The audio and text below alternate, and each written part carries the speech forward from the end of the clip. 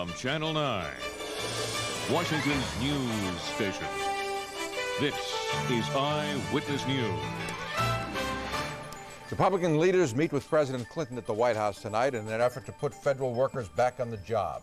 But the fate of employees remains in limbo. Hello, I'm Andrea Roane. And I'm Gordon Peterson. The partial government shutdown is now entering day 19.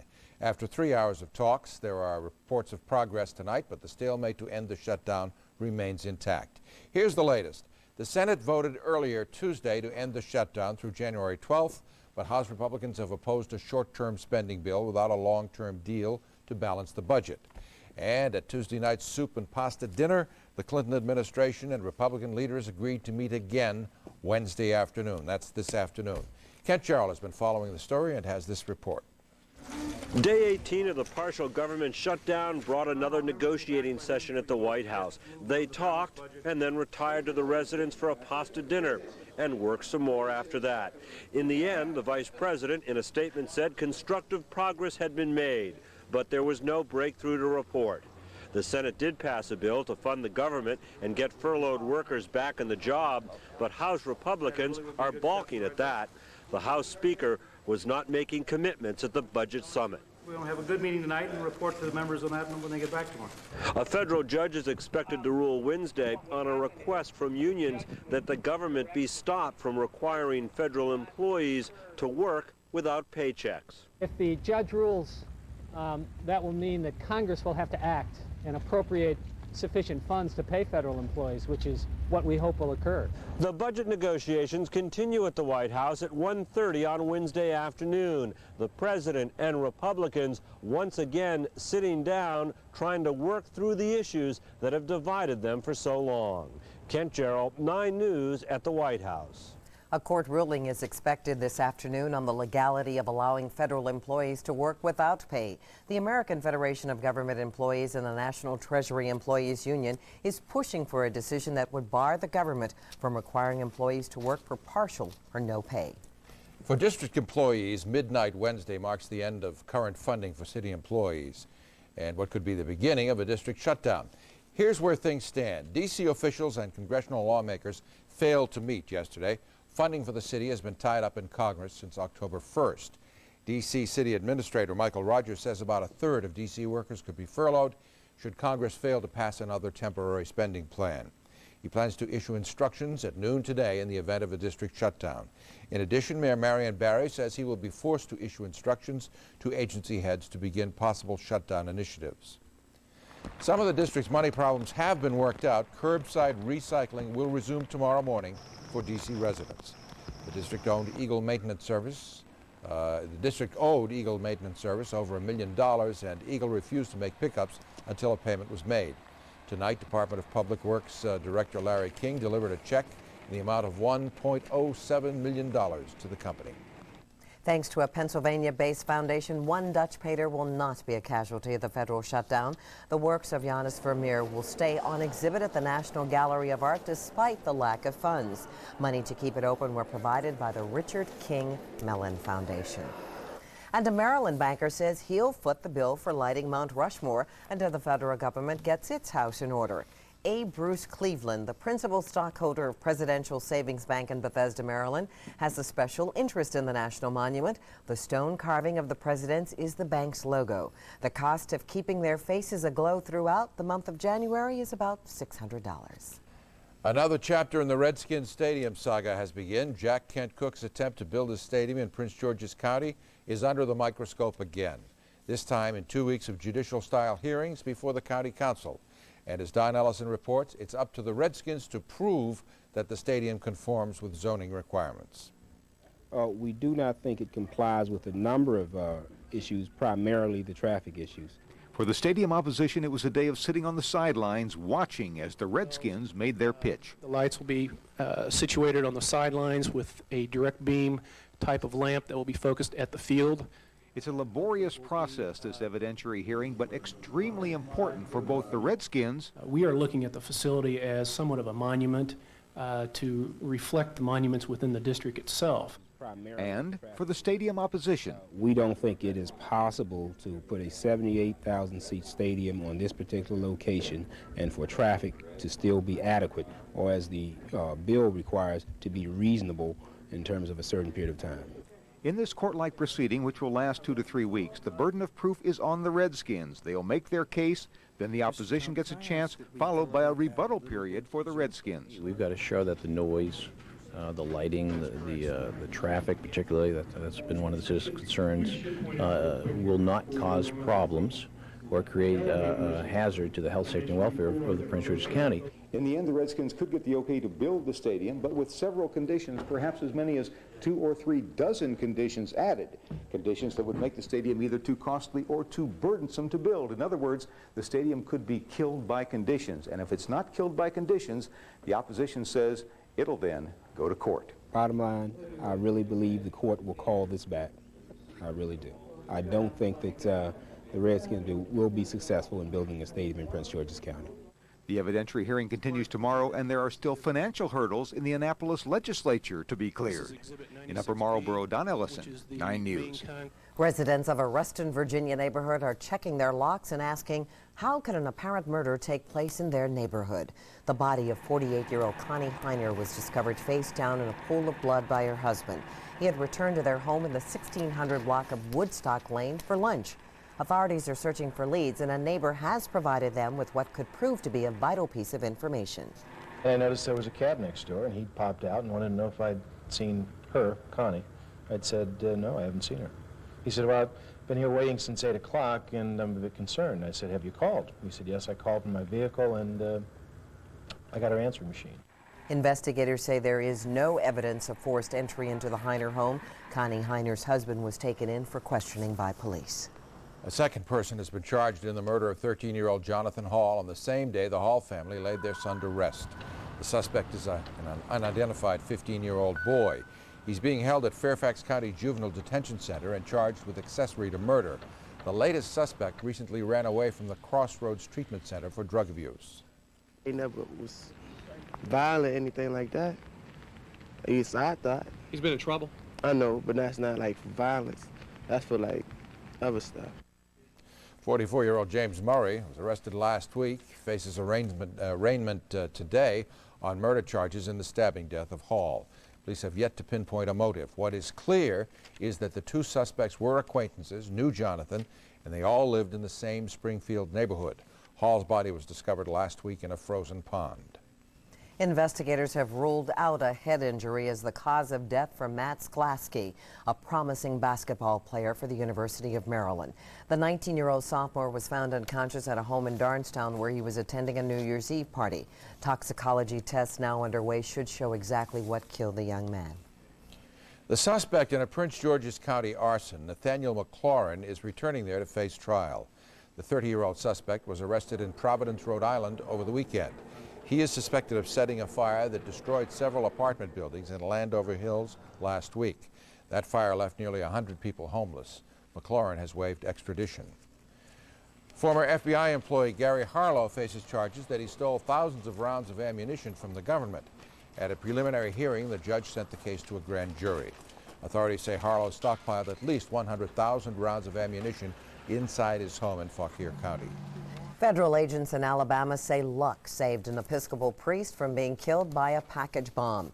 Reverend Mike Schnatterly noticed the box on the trunk of his car as he backed out of his carport. When he picked it up, it exploded. The minister is hospitalized in good condition. Time now to go to Doug Hill for our first look at the weather. Doug? All right, Gordon, and we continue to have a very cold drizzle falling in the Washington area. Let's give you your first look at weather later on this Wednesday. Wake up time. Cloudy showers expected, 35 to 38 here in the district, but as you go north, watch for the possibility of a little ice, especially north of Frederick. As far as lunchtime goes, maybe a few flurries may fly as colder temperatures move in the mid-30s. And then by after dinner and after work, cooler breezes, clearing skies, temperatures into the low 30s. The rest of the weather, a look ahead to the weekend when 9 News continues a bit later. Gordon, Andrea? Thanks, Doug. A former Virginia beauty queen prepares for court. Tracy Lippert tries to appeal her conviction. The story next on 9 News. Hey, we'll tell you about a new study that says sex can make you look up to 14 years younger. And can Browns fans put a halt to Art Modell's plan to move his team to Baltimore? We'll have the latest.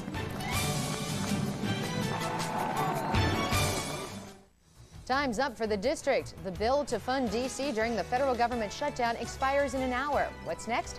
We'll have the answers tomorrow morning starting at 5:30. Today's man clearance sale is on right now. Take up to 75% off their everyday low prices on lots of stuff. Compared to department stores, forget it. Hey, a suede jacket for $79.99 and a Halston raincoat under $90? Winter's looking a whole lot warmer. The time is now. The 17th annual Toyotathon is here, and you know what that means. The best time to get the best deals. Big Toyotathon deals are being made on the 96 Corolla. Now's the time to lease Corolla, just $189 a month. $189. Toyotathon's got it all. Buy Corolla and save with option discounts and factory incentives. If you've been waiting all year, now's the time. The clock is ticking. See your Toyota dealer now. Does a father have a right to go blow out the brains of a person who sexually abuses his daughter? It's Donahue. Next time, Ken Arrowsmith could be in jail for life for killing this couple. His daughter accused them of shocking crimes. She raped me, and Ron came in right after her and raped me. Should he be locked up for life or set free? Ken Arrowsmith has no right to be judge, jury, and executioner. You decide. Next, Donahue. Don't miss Donahue, Wednesday at 9 on Channel 9. He was a member of an elite military team. Sometimes you have to push a little bit to make an impression. He faced the enemy in battle. 20 years in the Navy, I think I can recognize a war zone. Now, after 20 years, he's facing his greatest challenge. He's going back to school. It's about being a teacher. That's what I came here for.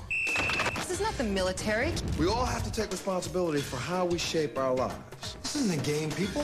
This is what it's all about. Montel Williams is Matt Waters. Series premiere Wednesday, January 3rd.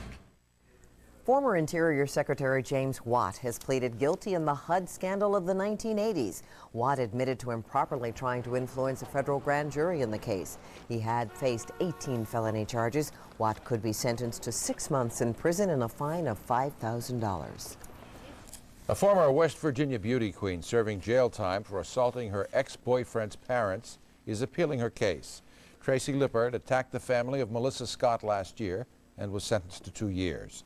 She claims her attorney should have argued for a change of venue during her trial. A judge has yet to rule on the case.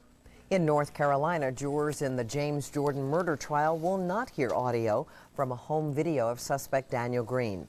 In that tape, Green is heard singing about homicide. He is accused of killing Jordan, the father of NBA star Michael Jordan. And lawyers for pop star Madonna want her to testify on videotape. The man accused of stalking and threatening the singer went on trial Tuesday. The judge is yet to rule on whether Madonna will have to testify before defendant Robert Dewey Hoskins. Israel and Syria continue their tentative efforts at peace. Syrian officials say they're committed to peace in exchange for a total Israeli withdrawal from the contested Golan Heights. The two sides resume talks tomorrow at the Y Plantation on Maryland's eastern shore. Defense Secretary William Perry says he's pleased with the peacekeeping mission in Bosnia. More than 20,000 American troops are entering Bosnia. Army engineers are reinforcing a pontoon bridge on the Sava River. Another 100 military vehicles crossed the bridge today. Ringing in the new year with some nutrition guidelines. Ahead on 9 News, the government issues guidelines for eating healthy. If guessing's your game, Wall Street may prove to be a real challenge. Up next on 9 News, details of a contest that could fatten up your wallet.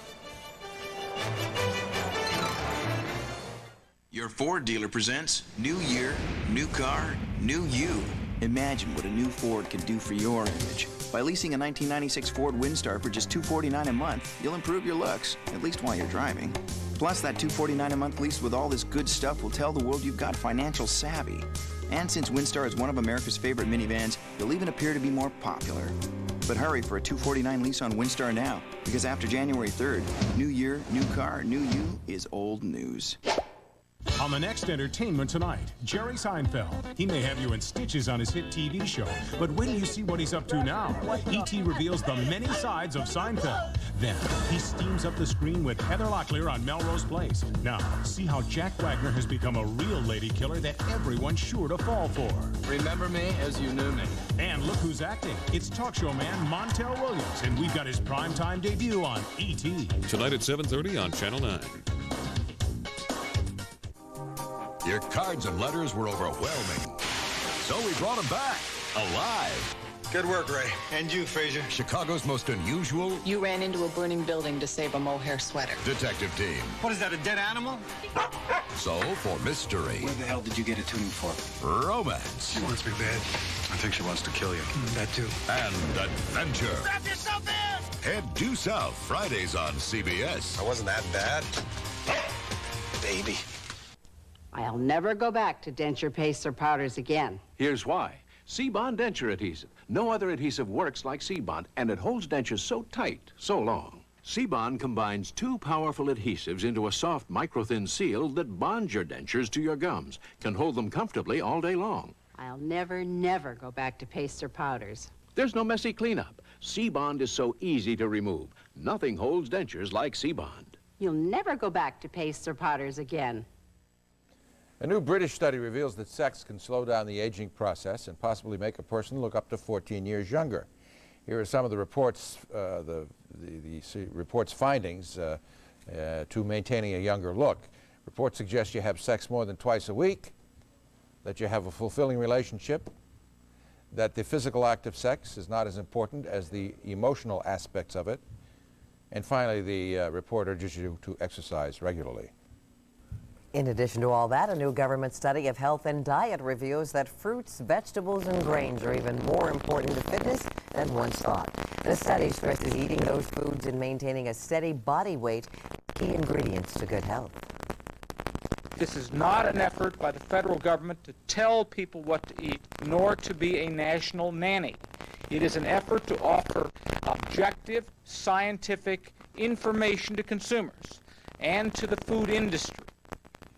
The results show moderate exercise, eating a wide variety of healthy foods, and cutting back on sugar and salt are some of the best things you can do for yourself. The first of the year not only makes us think about health and fitness, but about taxes as well. In Maryland, 1996 tax filing forms may already